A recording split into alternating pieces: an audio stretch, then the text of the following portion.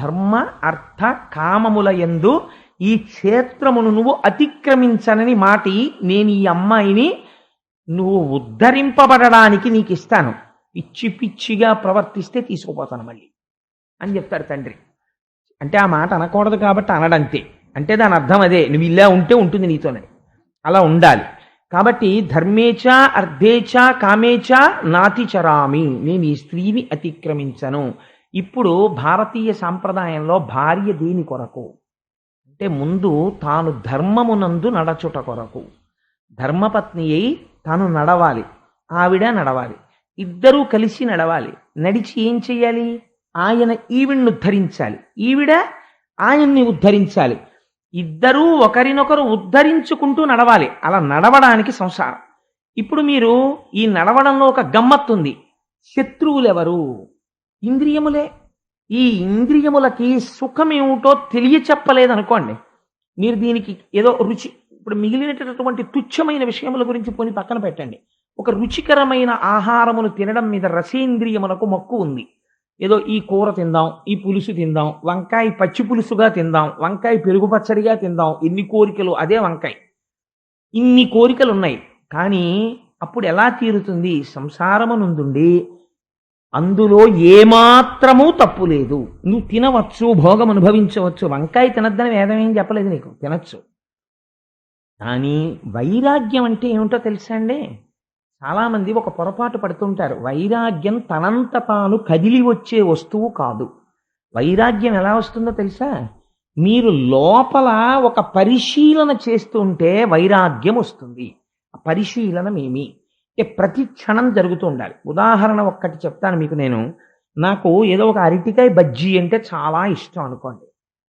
నాకు ఒక భార్య ఉంది కదా, దాని పని ఏమిటి? ఈ శరీరాన్ని పోషిస్తూ ఉంటుంది. అందుకని చాలా చక్కగా అరటికాయ బజ్జీలు వేసి ఓ పచ్చడి చేసి నాకు పళ్ళెంతో తెచ్చి పెట్టింది అనుకోండి. తినేసి ఇంకో పళ్ళెం ఇంకా చేశాను తినండి, ఇంకా పళ్ళెంలో పోసింది అనుకోండి. నీ మొహం ఇచ్చా ఇంకా తినలేనని పక్కన పారేసి వెళ్ళిపోవడం కాదు. అలా అయితే మీకు ఎప్పటికీ వైరాగ్యం రాదు. బోధలలోంచి వాటిల్లోంచి వైరాగ్యం వస్తుందని మీరు అనుకుంటే పొరపాటు అండి. అలా వచ్చే వైరాగ్యం చాలా లిమిటెడ్, కొద్దిగా వస్తుంది. వైరాగ్యం ఎక్కడి నుంచి వస్తుందో తెలుసా అండి? Through introspection, through self check, మిమ్మల్ని మీరు పరిశీలించుకోవడంలో వస్తుంది. ఇప్పుడు మీరు ఆది ఒక ప్రశ్న వేయాలి. ఇంతకుముందు బజ్జీ అనబడే పదార్థమును అడిగినదెవరు? ఇందులో ఉన్న మనస్సు అడిగింది. ఆల్ రైట్, ఒక 6 బజ్జీలు తినిపించాను, ఇంకొద్దు అన్నదెవరు? ఈ మనస్సు అంది. 1వ బజ్జీ తిన్నప్పుడు చాలా లొట్టలేస్తూ తింది, 7వ బజ్జీ దగ్గర కక్కేస్తానంటోంది అని ఊరుకుంటే మీరు అది సత్యము అని సిద్ధాంతం చేయొచ్చు. 7వ బజ్జీ తర్వాత వస్తున్నటువంటి దుఃఖమేదో అది నిజమో అని మీరు అనొచ్చు. 3 రోజులు పోయాక మళ్ళీ బజ్జీ పెట్టట్టు. మరి 7వ బజ్జీ దగ్గర దుఃఖం మళ్ళీ ఇప్పుడు ఇవాళ ఎలా కోరావు నువ్వు అంటే, రుచి వాసన రెండింటిని పెట్టుకుని మనస్సు చేసిన పని యొక్క రుచిని మరిగి లోపల దాచి వాసనగా బయటపెట్టి తిప్పడాన్ని అలవాటు చేస్తుంది. ఇది మీరు చూశారనుకోండి. కాబట్టి ఈ వస్తువునందు సుఖము లేదు. కాసేపు సుఖమని ఇది చెప్తుంది, ఆ తర్వాత అది సుఖం అనదు. కాబట్టి ఇది సుఖము కాదు, దుఃఖము కాదు. ఇది కొంతసేపు సుఖమన్నదేదో అది సుఖము కాదు, ఇది దుఃఖమన్నదేదో అది కూడా దుఃఖం కాదు. ఈ రెండూ కావు. మీకు నేను ఒక ఉదాహరణ చెప్తాను, మీరు చూడండి. దుఃఖం కూడా మీకు ఎప్పుడు ఉంటుందండి? చాలా ఆశ్చర్యకరమైన విషయం. మీకు మనస్సులో మీరు దేని గురించి దుఃఖపడుతున్నారో ఆ దుఃఖపడుతున్నటువంటి విషయం మీకు జ్ఞాపకంలో ఉన్నంతసేపు వెక్కి వెక్కి ఏడుస్తుంటాడు. ఇంతలో అనుకోకుండా ఎవరో వచ్చి ఏదో చెప్పారనుకోండి, ఓ మాట ఏదో చెప్తుంటే ఏడుస్తున్నవాడు అటు చూశాడు అనుకోండి, చూసి అటు వింటున్నాడు అనుకోండి, 5 నిమిషాలు దాని గురించి అలా వింటూ ఉండిపోయాడు అనుకోండి, ఏడవడం మర్చిపోతాడు.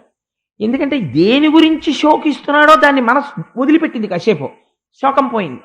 అంటే ఇప్పుడు ఈ శోకము సత్యమా? దుఃఖము సత్యం కాదు. కాబట్టి మనసు చెబుతున్న సుఖము కాదు, దుఃఖము కాదు.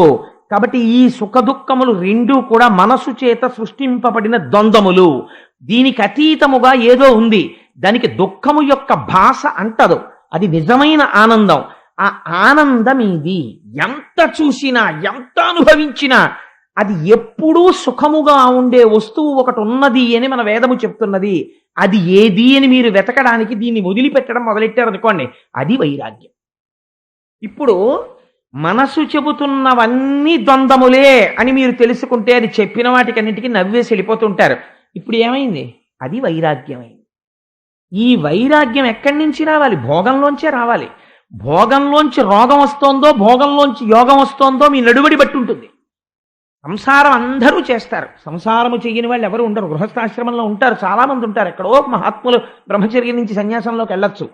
కానీ సంసారములో ఉండి తరిస్తున్నారు కొంతమంది, సంసారములో ఉండి పతనమైపోతున్నారు కొంతమంది. ఒకే సంసారము ఒకడిని పతనం ఎందుకు చేస్తుంది, ఒకడిని ఎందుకు ఉద్ధరిస్తుందండి అంటే దృష్టికోణాన్ని బట్టి ఉంటుంది.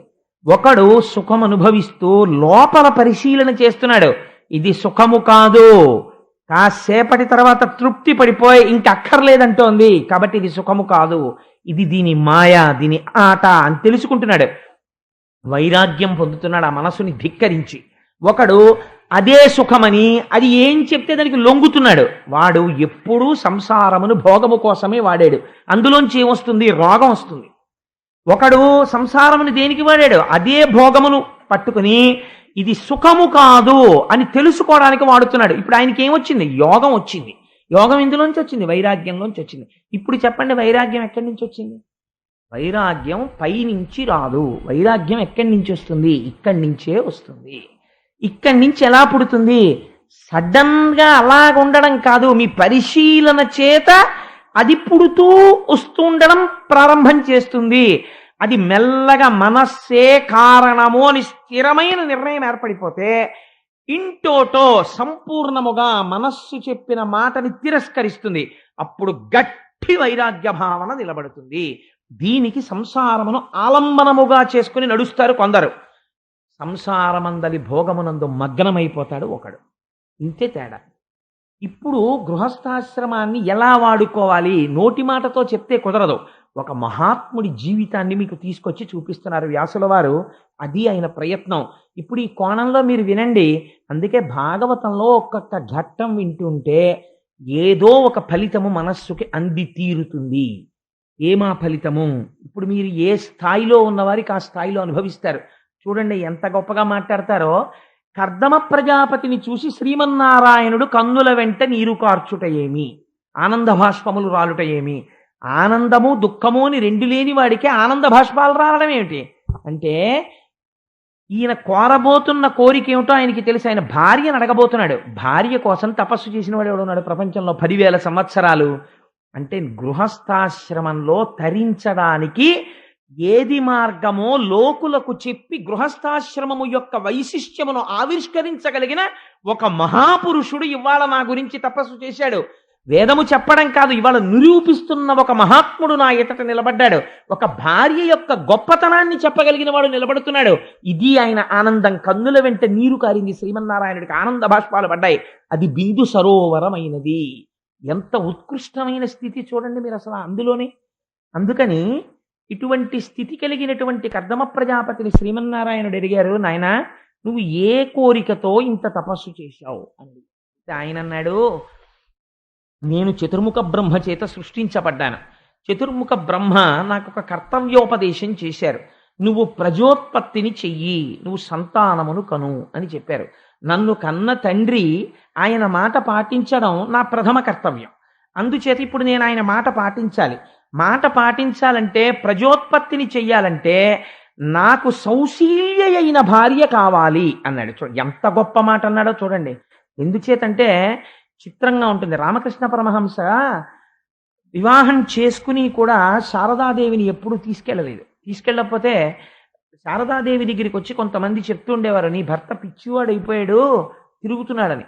పాపం ఆవిడికి భర్త గారిని చూసుకోవాలని కోరిక పుట్టింది. ఒకసారి కలకత్తా వెడతానంటే తండ్రి గారు అర్థం చేసుకుని తీసుకెళ్లారు. తీసుకెళ్తే సరే మధ్యలో అనేక ఘట్టాలు జరిగాయి అనుకోండి. రామకృష్ణ పరమహంస దగ్గరికి చేరుకున్న తర్వాత మొట్టమొదటి రాత్రి రామకృష్ణ పరమహంస శారదాదేవిని పిలిచి అన్నారు, చూడు నేను నిన్ను వివాహం చేసుకున్నాను, పరమ యథార్థం, నువ్వు నాకు భార్యవి, నేను నీకు భర్తని.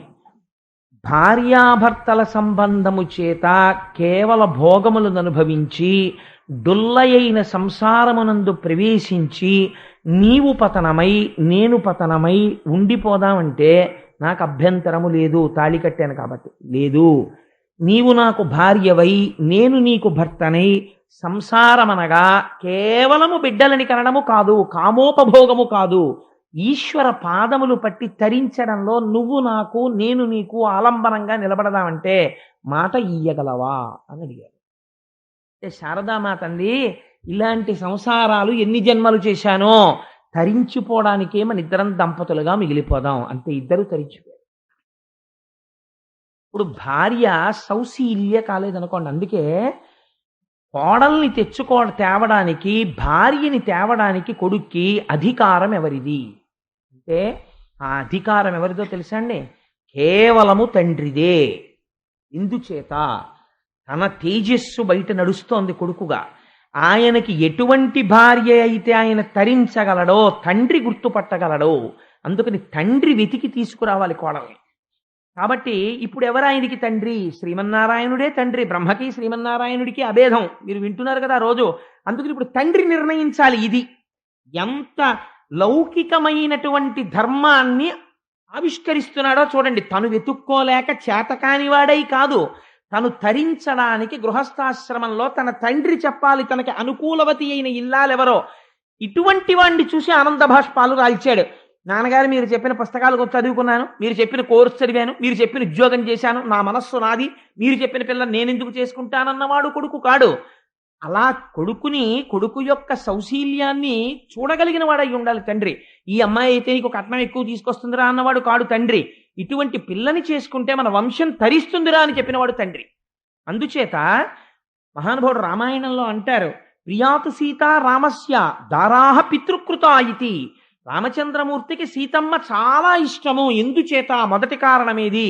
దశరథ మహారాజు గారు తనకి భార్యగా నిర్ణయించారు. మా నాన్నగారికి తెలుసు నేను ఎవరికి భార్యగా ఉండాలో, ఎవరు నాకు భార్యగా ఉండాలో.